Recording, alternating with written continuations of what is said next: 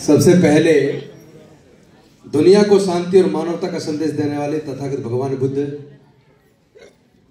संत गुरु रविदास जी, संत कबीरदास जी, गुरु नानक देव जी, ज्योतिबा फूले जी, शिवाजी महाराज, साहू जी महाराज, सावित्रीबाई फूले जी, फातिमा शेख जी, नारायण गुरु, पेरियार रामास्वामी नायकर जी, doctor Baba Saheb Ambedkar ji, माता रमाबाई जी और मान्यवर कांसीराम साहब के चरणों में कोटि कोटि नमन करते हुए आदरणीय भिक्खू संघ और सबका नाम लेने की बजाय मंच पे आसीन सभी सम्मानित अतिथिगण और सामने बैठे हुए सम्मानित उपासक उपासिकाओं सभी को क्रांतिकारी जय भीम। मैं वहां की बजाय सीधे यहां से बात करना चाहता हूं।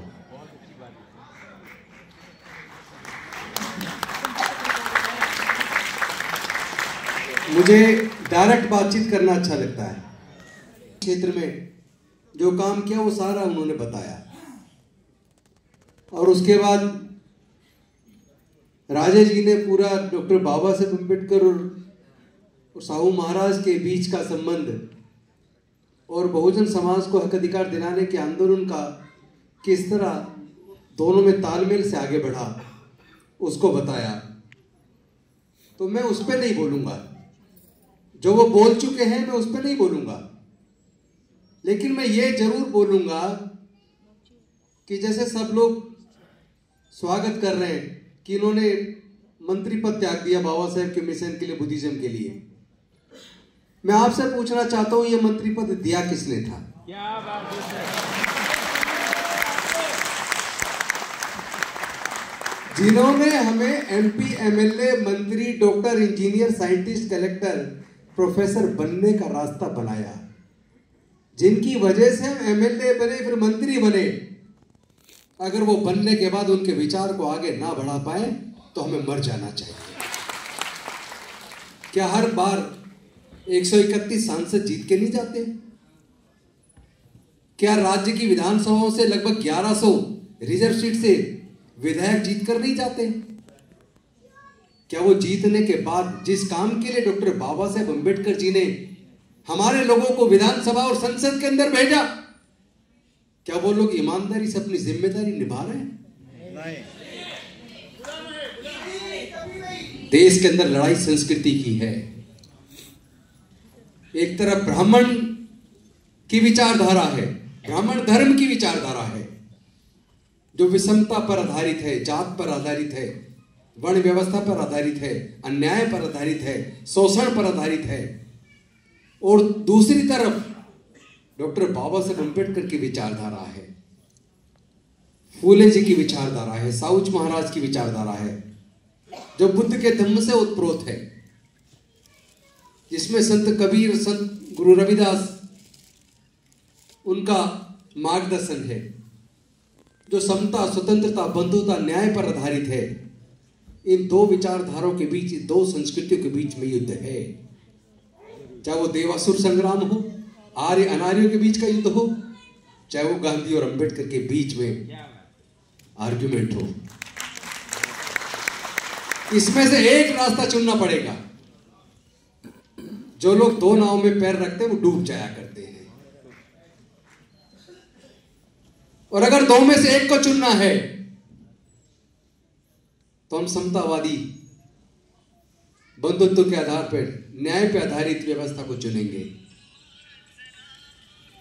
और डॉक्टर बाबा साहेब अम्बेडकर जिन्होंने अपना पूरा जीवन, यहां तक कि अपने 5 में से 4 बच्चे और जवान पत्नी को हमारे और आपके लिए खो दिया, कुर्बान कर दिया, क्या आज उनकी कुर्बानी बेकार नहीं हो रही है?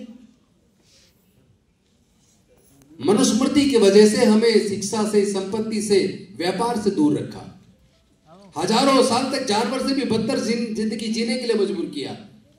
उससे हमें बाहर किसने निकाला? क्या किसी देवी देवता ने निकाला?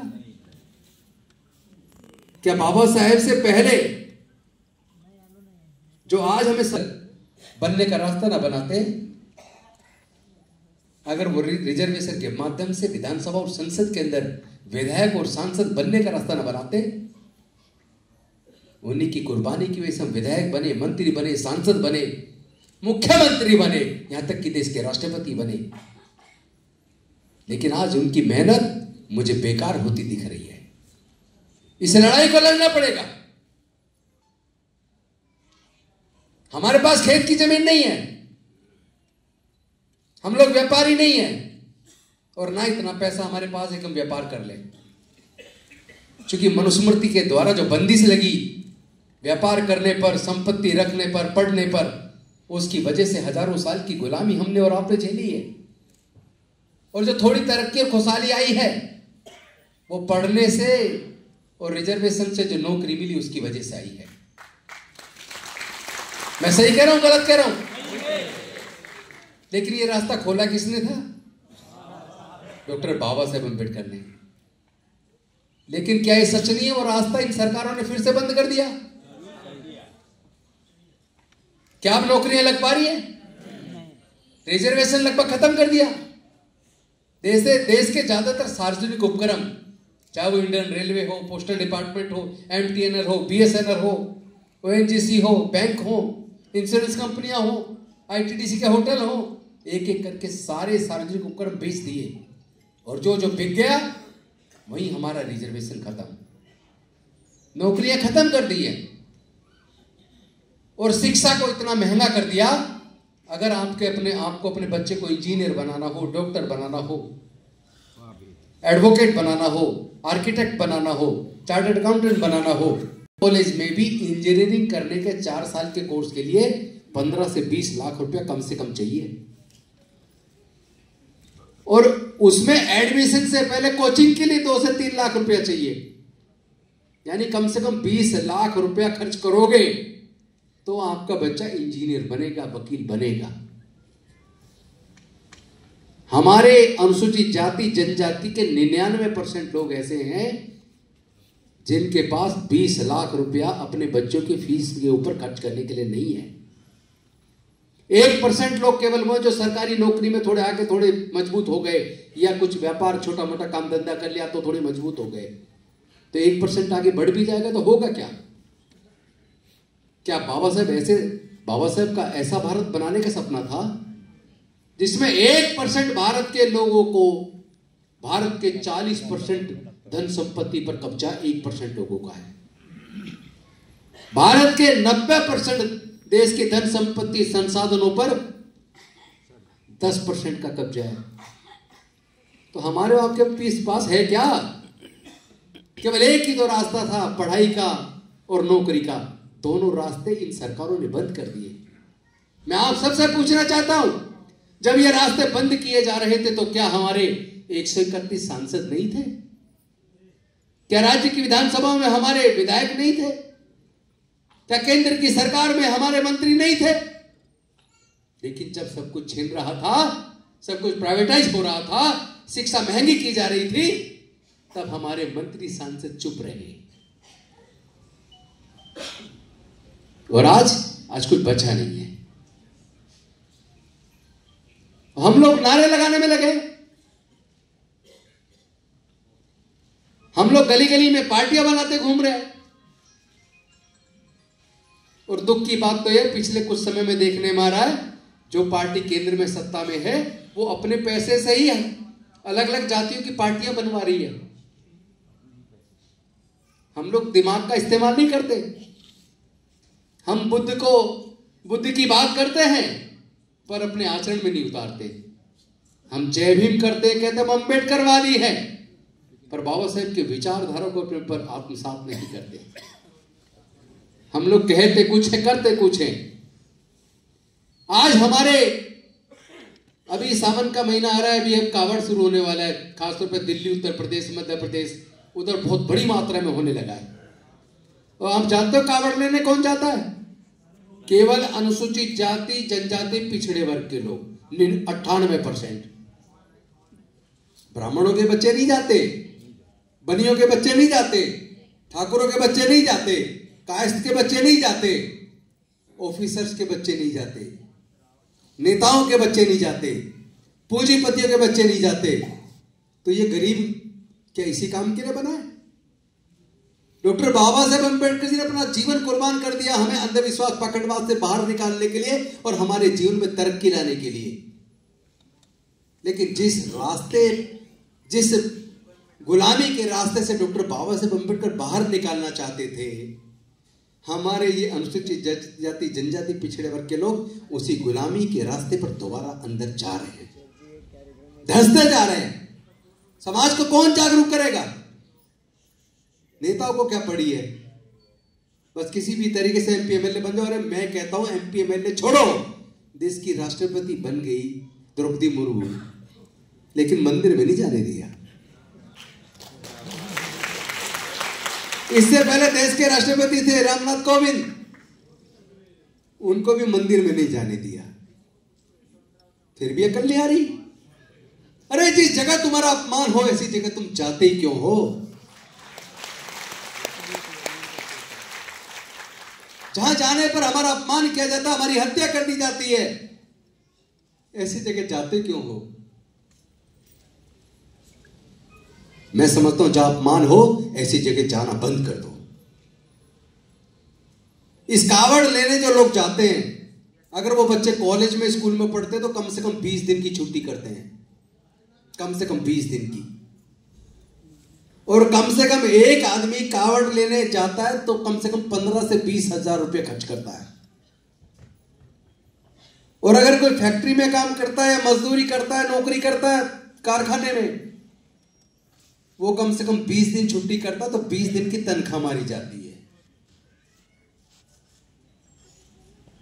शारीरिक लॉस, शारीरिक भी हानि, क्षति हो रही है और आर्थिक भी क्षति हो रही है। और जो पैसे कमा रहे हैं वो जाते नहीं। तुम क्यों जा रहे हो? तुम्हें अकल कब आएगी? दुनिया के पहले साइंटिस्ट तथागत बुद्ध हुए, जिन्होंने दुख से दूर होने का, मुक्ति का मार्ग दिया। लेकिन तुम फिर दुख में घुस रहे हो। दिमाग का इस्तेमाल करो। और एक गलती और करते हैं हम लोग व्यक्ति पूजक बनते हैं, विचार को नहीं मानते। आस्था नहीं तो सारा बेड़ा गर्क किया है। लोग कहते हैं आस्था का सवाल है, यहां तक कि सुप्रीम कोर्ट ने भी एक जजमेंट दे दिया आस्था के आधार पर। तुम्हारी आस्था आस्था है, हमारी आस्था का क्या है?